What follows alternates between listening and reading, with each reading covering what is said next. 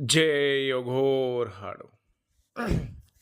मेरे जितने भी साधक साधिकाएं भाई बहन है, सभी को मेरा प्रणाम स्वीकारो।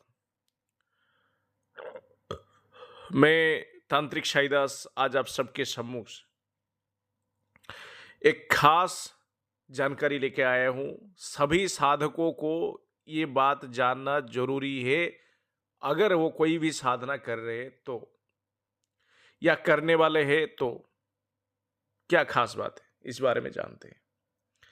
आज के जो विषय वस्तु है, इतर योनि साधना के बाद या कोई भी तामसी शक्ति की साधना के बाद या कोई भी छोटी बड़ी वीर चाहे पिशाच चाहे कोई भी छोटी बड़ी शक्तियों की साधना के बाद क्यों उच्च कोटि की दीक्षा लेके उच्च कोटि की साधना करना चाहिए, क्यों जरूरी है, तो आप सबको मैं बताना चाहूंगा। हमारे हिंदू सनातन धर्म की कई सारे पुराणों में भी ये वर्णित है। गीता में भी भगवान ने ये भी कहे, श्री कृष्ण जी ने, कि आप जिस लोक को आप पूजा करोगी उसी लोक को प्राप्त होगी। इसका मतलब ये है, आप अगर पितरों को पूजोगी तो पितरों को प्राप्त होगी, प्रेत को पूजोगी तो प्रेत को प्राप्त होगी, आप अगर मुझे पूजोगी यानी भगवान श्री कृष्ण को पूजोगी तो उनको प्राप्त होगी आप। ठीक है। अब बात आता है, लोग प्रेत को पिशाच को क्यों बुलाते हैं, कारण क्या है मैं बता देता हूं। तंत्र की निर्माण क्यों हुआ था, ये सब तो आपको पहले भी मैं बता चुका हूं। क्योंकि भगवान श्री कृष्ण भक्तों की परीक्षा लेते हैं। जब भक्तों की परीक्षा तभी लेते हैं जब भक्त ज्यादा पुण्य कमा लेता है, यानी काफी सालों से भगवान की पूजा पाठ कर रहा है, भक्ति भाव कर रहा है, निस्वार्थ पर सेवा कर रहा है, और जब समय आता है श्री कृष्ण की दर्शन देने की, तब वो भक्तों की परीक्षा लेते। ये लंबा समय होता है, लेकिन आजकल क्या है, उतना समय किसी के पास है नहीं, कलयुग है। तो लोग क्या करते हैं, 1 दिन 3 दिन 7 दिन 11 दिन 21 दिन में छोटी छोटी साधनाएं करके अपनी मनोवांछित इच्छा को पूरा करना चाहते हैं। इसी वजह से जल्द सिद्ध होने वाले शक्तियों को वो लोग ज्यादा पसंद करते हैं। उनमें से प्रेत है, पिशाच है, पिशाचिनी है, प्रेतनी है, भूतनी है, यक्षिणी है, योगिनी है, ठीक है, किन्नरी है, अप्सराएं है, ऐसे कई सारे शक्ति है। इसीलिए लोग इन छोटी शक्तियों को सिद्ध करना पसंद करते हैं, कारण उनको पता है कि ये जल्द सिद्ध होते हैं। भगवान काफी लंबे समय पुकारने के बाद ही हमारे सामने आते हैं। कारण लंबे समय क्यों पुकारना पड़ता है, क्योंकि हमारे शरीर में जो पहले से ही मौजूद है पाप, वो पहले कटेगा, फिर हमारी पुण्य बढ़ने लगेगा, फिर भी उसके बाद भी भगवान परीक्षा लेते हैं अपने भक्तों की, फिर दर्शन देते, फिर इच्छा पूर्ति करते हैं। ये काफी लंबा समय है, लोग इतना इंतजार तो नहीं कर सकते। इसलिए तंत्रोक्त देवी देवता या तंत्रोक्त जितने भी शक्तियां होते हैं जो जल्द सिद्ध होते हैं, उन्हीं को लोग पहले पूजा करते हैं। और हमारे गुरु ने और हमारे पूर्वजों ने भी हमें यही सिखाया है कि इच्छा पूर्ति के लिए आप कोई भी छोटे बड़े इतर योनि हो, चाहे तामसी शक्ति हो, चाहे राजसिक शक्ति हो, उनकी साधनाएं आप कर सकते हैं। जब उन शक्तियों से आपकी इच्छा पूर्ति हो जाए तो उस शक्ति को आप मोक्ष दिलाए या उनका विसर्जन करें। विसर्जन यानी त्याग करना, और विसर्जन दूसरा रास्ता क्या है, मोक्ष दिलाना। उस शक्ति को मोक्ष भी दिलाया जा सकता है, या तो उनका विसर्जन कर दीजिए। विसर्जन करना यानी त्याग करना, अपने से दूर कर देना। दोनों में से जो आपको ठीक लगे वो कर सकते। लेकिन पुण्य का काम यही होता है कि किसी भी शक्ति का आप अगर मोक्ष दिलाते हो तो। सबसे पहली बात है, साधना क्यों करना चाहिए। देखिए, आपको सीधे शब्द में बता देता हूं, किसी के कोई भी सांसारिक और भौतिक इच्छा हो, वो अगर परिश्रम से हमें प्राप्त नहीं हो पा रहा है, या साधारण पूजा पाठ में हमें वो प्राप्त नहीं हो पा रहा है, तो जितने भी तांत्रोक्त देवी देवता या तांत्रोक्त शक्तियां हैं उनकी मदद लेके हम इसको पूरा कर सकते हैं। इसीलिए हम साधना किया जाता है। अगर आपके अंदर कोई इच्छा ही नहीं रहेगा तो साधना करने की जरूरत ही नहीं है। मतलब मैं सादे भाषा में आपको अपने भाषा में समझा देता हूं। मान लो आपको पैसा की लालच है या पैसे की इच्छा है, कर्ज से डूबा हुआ कोई इंसान है, उसको पैसों की जरूरत है। कोई दुश्मन से घिरा हुआ इंसान है, उसको दुश्मन से छुटकारा चाहिए, ये उसका इच्छा है। साधुओं की कोई इच्छा नहीं होता है, इसीलिए साधु संत जितने भी होते वो किसी भी शक्तियों की साधना नहीं करते, वो सिर्फ भगवान की शरण में ही रहते। साधना इंसान तभी करता है उसके कोई भी सांसारिक या भौतिक इच्छाएं पूरा करने के लिए वो करता है। और वो भौतिक सांसारिक इच्छा एक दो बार किसी भी देवी देवता को पुकारने से आके नहीं पूरा कर देते। इसीलिए वो तंत्रोक्त शक्तियों की सिद्धि करता है और उनकी मदद से अपनी इच्छाओं को पूर्ति करता है। और साधना तभी करना चाहिए जब आपकी कोई भी इच्छा हो, कोई आपकी चाहत हो, उस चाहत को पूरा करने के लिए साधना करें। बेवजह साधना करने की आवश्यकता ही नहीं है। कोई सिर्फ शक्तियों को देखने के लिए साधना नहीं करता है, ना ही करना नहीं चाहिए, ना ही करना चाहिए। अगर आपकी कोई इच्छा नहीं है तो आप साधना मत करो। तो आपको क्या करना चाहिए? भगवान की शरण में जाओ, जगदम्बा की शरण में जाओ, भोलेनाथ की शरण में जाओ, भगवान विष्णु की शरण में जाओ, उनकी सेवा करो, रोज उनकी ध्यान करो, उनकी पूजा अर्चना करो निस्वार्थ पर भाव के सहित। आपके जीवन में खुशियां भी आएगा, साथ में आप आखिर में आपको मोक्ष भी प्राप्त होगा। लेकिन आप अगर कोई भी इतनी योनि या छोटी मोटी शक्तियों की साधना करते हो तो सिद्धि तो आप पा लिए। मान लो आपने प्रेत की साधना की, प्रेत आपसे सिद्ध हो गया, उसके बाद क्या होगा? आप प्रेत से मनचाहा अपनी कार्य करवाए, फिर बदले में प्रेत को तो कुछ देना पड़ेगा ना, तो आप तो भोग तो दोगी, वो उसका हक है। लेकिन आपकी सेवा के बदले आपको भी उनकी सेवा करना पड़ेगा। कैसे? आपके मृत्यु के पश्चात आपकी आत्मा को उस प्रेत लेके चला जाएगा और वो उस आत्मा से वो अपनी काम करवाएगा, अपनी मनमानी करवाएगा। मान लो मैं कोई प्रेत सिद्ध कर रखा हूं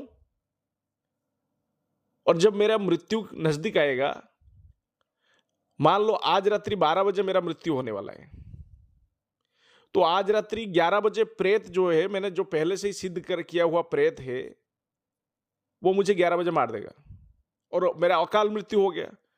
अकाल मृत्यु होने से क्या है?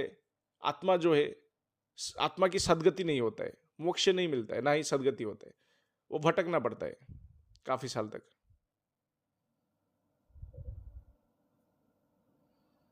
ठीक है, तो जो प्रेत को मैंने अपने जीवन काल में सिद्धि करके सालों साल अपने प्रेत से काम लिया, वही प्रेत मेरे मृत्यु के बाद वो मेरी आत्मा को लेके वो उनकी सेवा में लगाएगा।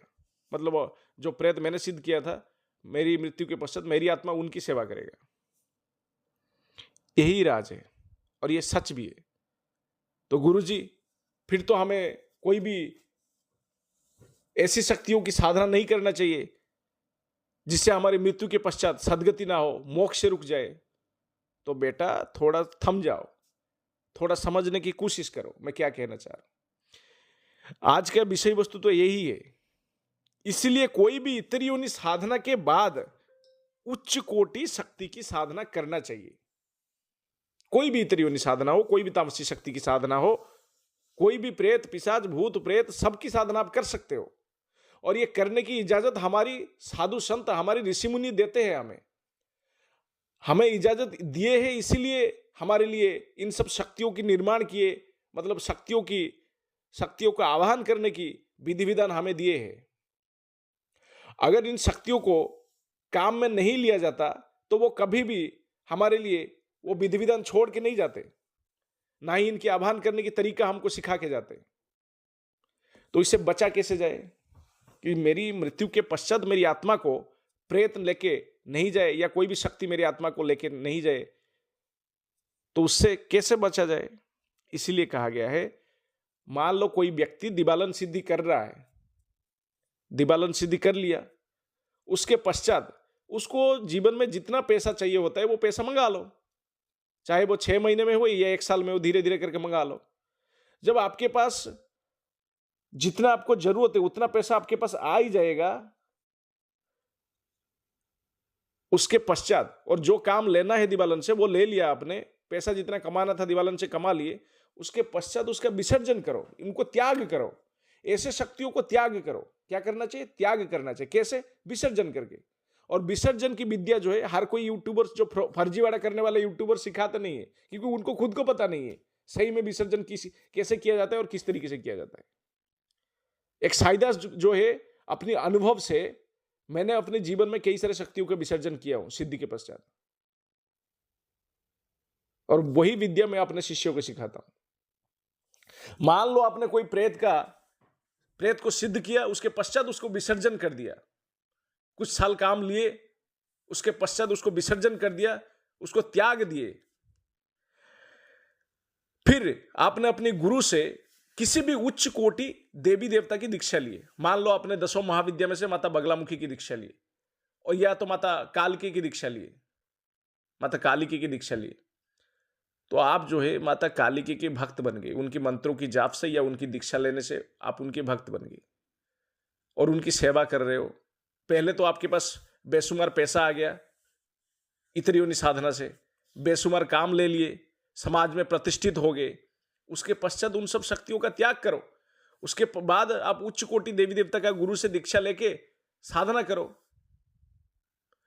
जिससे भविष्य में आपकी मृत्यु के पश्चात प्रेत आके आपकी आत्मा को चुरा के नहीं ले जा सकेगा, ना ही कोई दिवालन आपकी आत्मा को लेके जाएगा। और आज तक मेरे शिष्यों को कोई भी बुरी शक्ति हाथ नहीं लगा पाया, क्योंकि हमारी शिष्यों की रक्षा हमारी जिम्मेदारी है। और ऊपर से हम उनको यह विद्या भी सिखाते हैं कि बेटा कोई भी इतनी योनि शक्ति सिद्ध कर लिया, और ऐसे मैंने कई सारे शिष्यों से करवाया हूं। कई सारे शिष्यों ने मेरे से दीक्षा लेके इतनी योनि साधना किए हैं, उनकी इतनी योनि शक्ति सिद्ध भी हुआ है। सिद्धि के पश्चात इतनी योनि शक्ति से कई सारे काम भी लिए हैं, और उसके पश्चात उस शक्ति का विसर्जन भी किए हैं। फिर मुझसे 10 महाविद्या में से कोई भी एक विद्या का दीक्षा लेके वो अपने समय के हिसाब से धीरे धीरे रोज 1 माला या 3 माला मंत्र जाप करते हैं। फिर वो क्या करते हैं? देवी के भक्त बन जाते हैं। फिर उनकी आत्मा की सद्गति भी होता है। फिर भविष्य में कोई परेशानी भी नहीं आएगा, ना ही आत्मा उनकी आत्मा को ले जाएगा, प्रेतात्मा उनकी आत्मा को नहीं ले जा सकता है, ना ही कोई दिक्कत आएगा, क्योंकि वो अभी माता की भक्त है। और माता के भक्तों के साथ कोई प्रेत या कोई बुरी आत्मा आके छेड़खानी नहीं कर सकता है। यही राज है जो एक सिद्ध गुरु को पता है, हर किसी को नहीं पता होता है।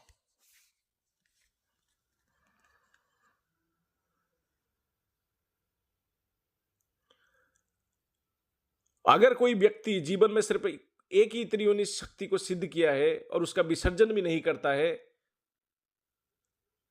फिर तो ऐसे व्यक्ति मृत्यु के पश्चात आत्मा की सद्गति नहीं हो पाता है। फिर उनकी आत्मा भटकता रहता है। आत्मा की सद्गति कब होगा? जब आप जितने भी त्रियोनि शक्ति मनचाहा सिद्ध करना है कर लो, उनको विसर्जन करो। अपनी काम होने के बाद उनको विसर्जन कर दो, चाहे वो महीना, 6 महीना, 10, 1 साल, 2 साल रखो।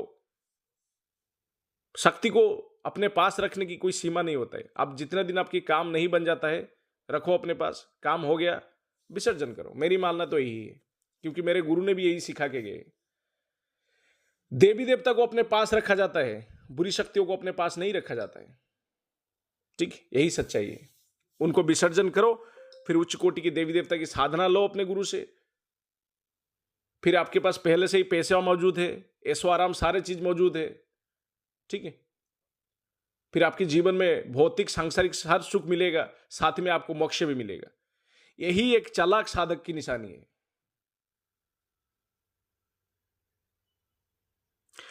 और दोनों में सही क्या है? दोनों मतलब, मान लो आपने किसी आत्मा को, कोई भी प्रेतात्मा या पिशाच को, आप मान लो आपने किसी पिशाच को सिद्ध कर रखे हो, तो आप 2 साल या 3 साल वो पिशाच से काम लिए, अनगिनत काम लिए, उसके पश्चात क्या करना चाहिए? मेरे मानो तो सबसे उत्तम रहेगा उस आत्मा की, उस पिशाच को मुक्त करिए उस योनि से, यानी वो पिशाच योनि से उसको मुक्त कराना है आपको। अगर कोई इंसान इतना ज्यादा काम नहीं कर सकता है, तो आपके पास जो सिद्ध किया गया पिशाच है उसको आप त्याग करें, यानी विसर्जन कर दीजिए। यही रहस्य है। अगर आप ऐसा नहीं करते हो तो क्या होगा आपके साथ? जब आपकी मृत्यु नजदीक आएगा, वैसे पिशाच आपको पहले से ही मतलब बीच में मारेगा नहीं। ऐसी शक्तियों को क्या है, पता चल जाता है आप कब मरने वाले हो। आप जब मरने वाले हो उससे 1 आधा घंटा पहले आपको मार देगा, और ऐसा दर्द दे के नहीं मारेगा, आपकी आत्मा को खींच लेगा वो। फिर आपका क्या होगा? अकाल मृत्यु हो जाएगा, स्वाभाविक मृत्यु नहीं हुआ आपका। फिर आपका आत्मा कई सालों तक भटकते रहेगा। तो तंत्र को जितना आसान समझा जाता है उतना आसान है नहीं। एक गुरु, सही गुरु के साथ आप जुड़ के आगे बढ़ोगी तो आपको हर कदम में सफलता मिलेगा। और अपने हिसाब से खुद सब कुछ करने की कोशिश करोगी, कुछ हासिल तो नहीं होगा, उल्टा नुकसान काफी ज्यादा होगा। क्योंकि हमने ऐसे कुछ साधकों से भी मिल चुके हैं, जो साधक, हमने ऐसे कुछ साधकों से मिल चुके हैं जो साधक अपने जीवन में कुछ शक्तियों को सिद्ध भी किए हैं, लेकिन उनको अभी तक पता नहीं है कि उसके साथ कोई शक्ति चलता भी है, या उसके उन्होंने कभी जीवन में शक्ति सिद्ध की है। बल्कि 15 दिन पहले हमारे पास एक साधक आए थे, उन्होंने रक्त पिशाच की साधना किए थे। गौर से सुनिएगा मेरी भी बात को। फिर उनको सिद्धि हासिल नहीं हुआ है, ऐसा वो खुद सोचते हैं, जबकि उन्होंने मंत्र विधि विधान सही से रक्त पिशाच की साधना किए थे, तो रक्त पिशाच उनसे सिद्धि भी हो गया था। जब ये साधक क्या है, रक्त पिशाच को ना देख पाए थे ना बातचीत कर पाए थे, तो ये समझ लिए क्या, रक्त पिशाच की सिद्धि हुआ नहीं। फिर जब मेरे पास आए, मैंने अपनी शक्तियों से पता किया, तो मुझे पता चला कि इनके पीछे हमेशा रक्त पिशाच घूमता रहता है। क्योंकि इसने रक्त पिशाच की साधना किए थे, तो रक्त पिशाच आ चुका है, पर जाता नहीं है, इनके साथ ही रहता है। और कई बार इनको बहुत सारी परेशानियों की सामना करना भी पड़ता है, क्योंकि बुरी शक्ति हर वक्त साथ में रहता है, तो सामना करना पड़ता है।